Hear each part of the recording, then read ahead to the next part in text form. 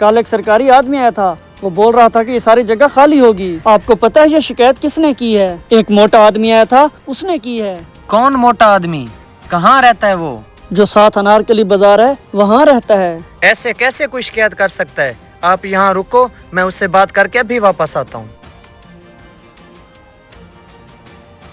अच्छा, तो आप हैं वो जिसने शिकायत की है? हाँ, मैंने ही की है। क्या मिल गया आपको शिकायत करके?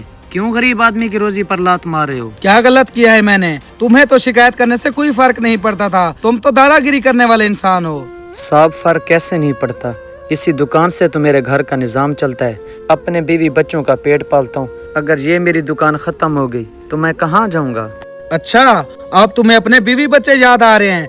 जब कोई गरीब आदमी तुम्हारे पास आता है और आप 50-60 रुपए पंचर के 150 रुपए लेते हो और उस आदमी के पास पैसे नहीं होते, तब उसके बीवी बच्चे तुम्हें याद नहीं आते? अरे जनाब, सब लोग अमीर थोड़ी होते हैं, कोई बेचारा गरीब भी होता है। लेकिन तुम तो गरीब लोगों की मजबूरी से फायदा उठाते हो। अब कुछ आया समझ?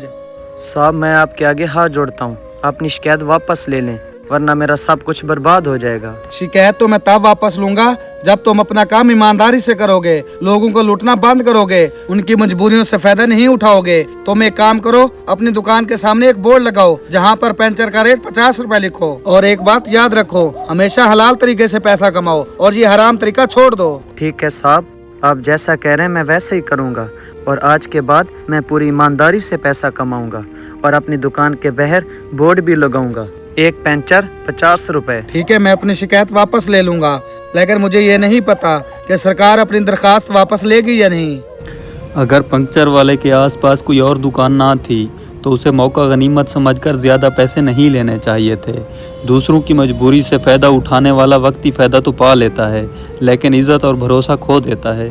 हमें कभी भी किसी की मजबूरी से फ़ायदा नहीं उठाना चाहिए, बल्कि ऐसे वक्त में उसकी मदद करनी चाहिए।